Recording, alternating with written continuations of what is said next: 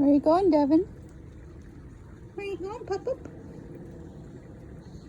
We're gonna go back in the shade. It's a hot day, huh?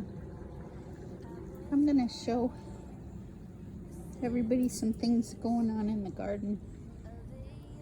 Hi, everybody. I don't know where Derby is.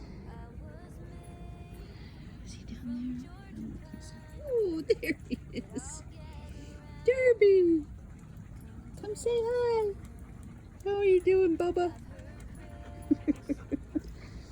Okay, so what I wanted to show everyone was, so these two huge bay trees, I don't want to go so fast to make you dizzy, but that level is at 5 foot. It's a 5 foot level. Now I'm just going to keep panning up, and I can't even see the tallest branches. And can't even see. Huge. It's a wall of bay. And why am I telling you this? Because I'm going to go back and show you something. Oh, this is blessed water, isn't it? Blessed water, huh, Derby? Huh, David? Okay, so there you can see 2 bay trees that are 11 years old. Planted from 1-gallon plants in 2009 over here. So in 11 years, they've gotten quite tall. But one thing that you need to know about bay is the first 4 years, the plant does nothing. You plant 1 gallon, a 4-inch plant, a 5-gallon, a 15-gallon, I don't care what size you plant. You plant it, and for the first 4 years, it will stay exactly the same. And then, wait for the car to go by, and then it takes off. So, year 5, it doubled. It didn't make a wall yet by year 5, but by year 6, it was a green wall, and it's been going just berserko ever since, and it's been pruned to within an inch of its life a couple times. And what I mean by that is it's been given a haircut so that it's not as wide and not as tall.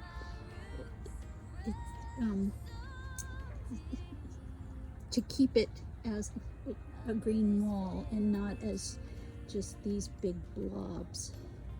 And then I did things with the trimmings. I made wreaths and swags and garlands, and I gave it away, cooked with it, and I've used it to use fire starters in the fire pit. Anyway, I can't sing the praises of bay enough, but if you're gonna grow it and you're in my climate, not in a different climate, it'll be obviously not my experience. I have a Mediterranean climate, and so my plant grows year-round, unencumbered by weather, and it's assisted by the weather. But if you live in cold climate, you may have to grow yours in a pot and bring that pot indoors during the winter months, or keep it in a greenhouse in the winter months. But my bay has flowered and is actually flowering still, but the old flowers have set these seed-like things. They almost look like olives, and they are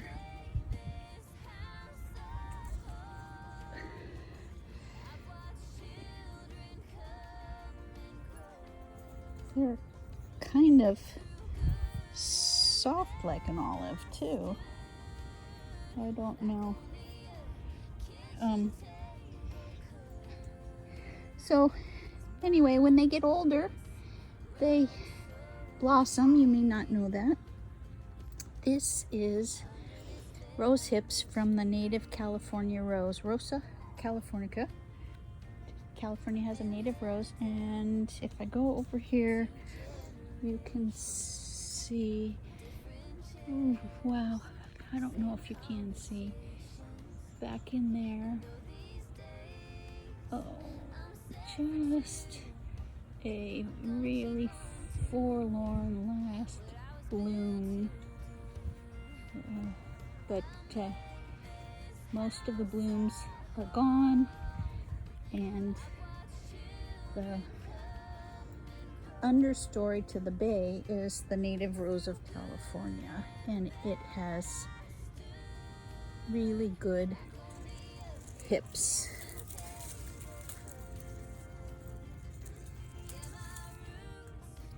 So there's California rose hip, Rose of California rose hip, and a bay seed. I don't know, I'll go look it up and get the right term for it. So the boys are helping me. Ha. They're not helping. They're drinking all the water of the things I put out for the birds and the bees, and I have to go back, but that's okay. So instead of taking a cold shower today to cool off, because today is a very hot day, I came out and watered barefoot, and the walking barefoot on wet concrete is grounding and earthing. I don't know if you know about that. This is a kaffir lime tree. Usually you use the leaves in Thai soups and not the fruits. The fruits are extremely bitter. It's like a Meyer lemon in that it blooms and has fruit year-round. It's a perpetual fruiting citrus, and this is huge. It's absolutely ginormous. This was planted about the same time as those bay trees were planted, from a 5-gallon, and it's very prolific. Derby. It's very prolific. So over here I have that. Let's see if I can do this. That is lemongrass. And so I get lemongrass and sorry, I'm moving too quickly, I know, and I'm giving you all headaches. That's mint, the best, a spearmint. That's lemongrass. That's bay. That's the native California rose. That's a lemon tree. And this is zucchini and yellow squash and kale, basil. And this is kaffir lime. So I can use the basils, the mint, the lemongrass, and the kaffir lime leaves in Thai soups. It's very delicious. And you only need one leaf. Kind of like bay. Oh my gosh, if I only used one leaf of either of these, it would never get anything. It's just a drop in the vast ocean of leaves. But since I love bay so much in kaffir lime, and I have learned that using them fresh, I can use a lot more, and so I do. And I have bay in my morning oatmeal, and I put lime leaves in my infused water that I call Fuki water. So there's no flag on my flagpole right now because after 19 years, the hardware at the very tippy top that holds the flag up has broken. And a lineman, a buddy of my husband's, my husband was a lineman with San Diego Gas and Electric. He was a troubleshooter. He took care of power poles. I took care of that power pole that's in my garden outside the fence there. This power pole, flag pole, went up the day after 9/11.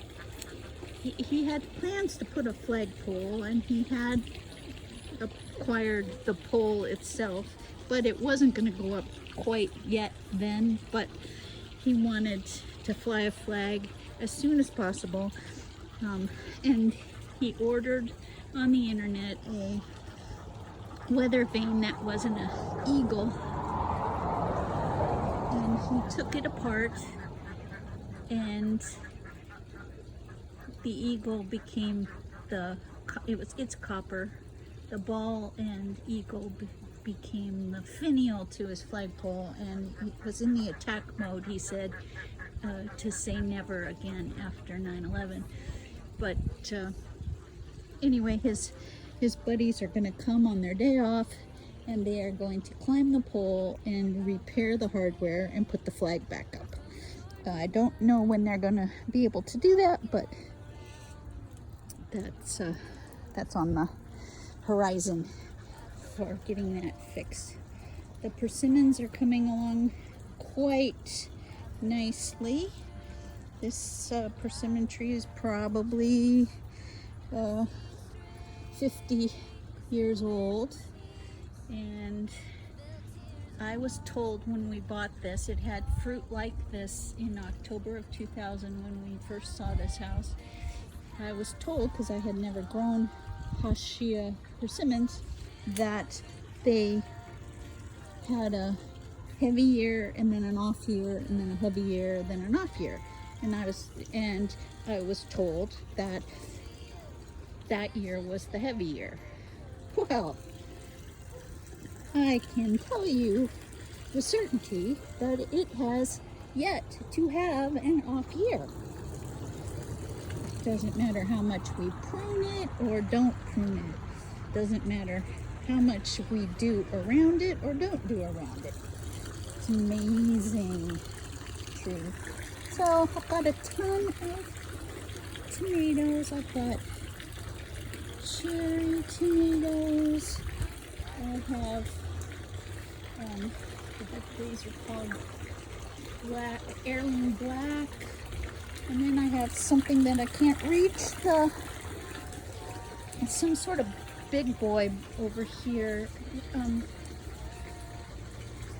I can't reach the tag, so I'm gonna have to climb in that box, and I'm just not motivated to do that right today. But the pomegranate is completely covered in huge fruits. This is a first. I had 3 scrawny fruits last year, 1 fruit that fell off the year before, no fruits the other 2 years, and now I have, oh, you're in my way, Derby. Derby. Derby. My dog Derby, the new guy, is blind in one eye, and he's still getting the lay of the land around here. That's a bird. Trying to figure it all out. So he has to turn his head to see stuff, and there's so much to see because this is still really new for him. So we just come out and roam around. That's the Vitex, still blooming. It's been blooming for months. And that's the Bolivian sunflower, Tithonia something or other. It's been blooming for months. And so, anyway, there's a little garden tour for a hot day. And I'm going to end with, I'm out here in the garden. Now I'm grounding on the actual ground. If you do this is Sweet Surrender Rose. Unbelievable. Just an amazing fragrance. It's usually supposed to be that the fragrance goes away by the end of the day, especially on a hot day, but we're gonna go smell it. Oh no, it's so fragrant. Oh my gosh. This morning it was too. All right, Derby. Tell everybody thanks for watching. And oh, okay. I guess that's what that meant. Thanks for watching. Hey, everybody, stay safe. Be well. And hang in there.